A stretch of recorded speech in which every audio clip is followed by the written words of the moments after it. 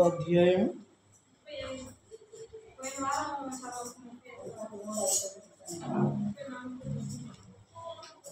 34వ అధ్యాయం మీద 35వ అధ్యాయం చెప్పుకున్నాం.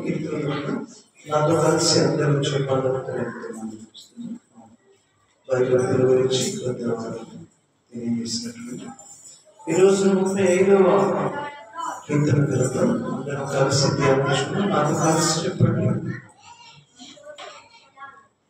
యెహోవా నాతో వ్యాఖ్య ಮಾಡುವಾರಿతో వ్యాఖ్య ಮಾಡು, నాతో పోరాడు వారితో పోరాడు.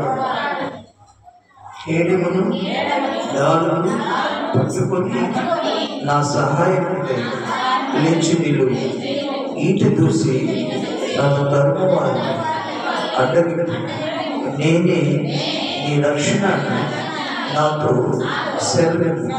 నా ప్రాణం తీయబోరు వారి సిగ్గును అవమానం కలుగులుగా నాకు కీడు చేయ ఆలోచించువారు వెనుకకు మళ్ళింపబడి లజ్జపడుతుగా.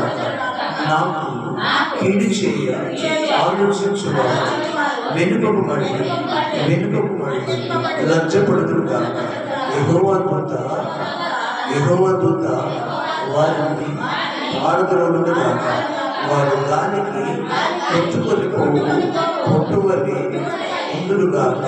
యెహోవా దూత వారిని తరుమునుగా. వారి త్రోవ చీకటి జారుడుగా ఉండుగాక. నన్ను పట్టుకొనవలని వారు నిర్నిమితముగా గుండెలో తమ వల్ల ఉండేది. నా ప్రాణం తీవలని నిర్నిమితముగా, నా ప్రాణము తీవలని నిర్నిమితముగా గుండెతలకు వానికి తెలియకుండా చేటు వాని మీదికి వచ్చునుగాక. తాను ఉండిన వలలో తానే చిక్కుపడునుగాక. వాడు నా ఆ చోటులోని పడునుగాక.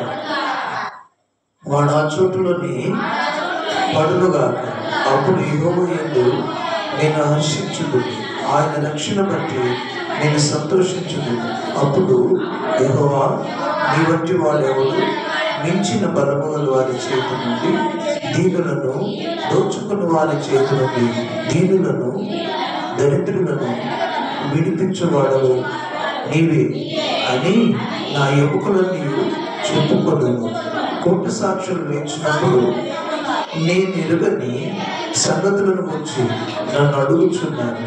మేలునకు ప్రతిగా నాకు కీడు చేయుచున్నాను. నేను దిక్కులేని వాడనైతే వాడు వ్యాధితో ఉన్నప్పుడు ఓడిపట్ట కట్టుకుంటుంది. ఉపవాసం చేత నా ప్రాణమును ఆయాసపరుచుకుంటుంది. అయినను నా ప్రార్థన నా ఎదలోనికి తిరిగి వచ్చి ఉన్నది. అతడు నాకు చెలికాడైనట్టు సహోదరుడైనట్టు నేను నడుచుకుంటున్నాను. తన తల్లి మృతి నొందినందున దుఃఖ వస్త్రములు ధరించు వాని వలె కృంగుచుంటిని. నేను కూలియుడుట చూచి వారు సంతోషించి గుంపుకోడిని. నీచులు నేను ఎరుగని వారు నా మీదకి కూడి వచ్చి మానక నన్ను నిందించింది.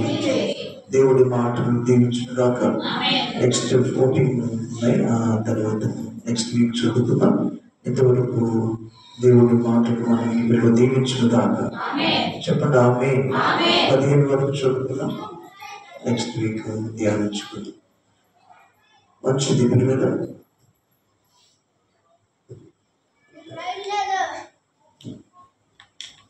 చిన్న పర్వాలేదు పాటగా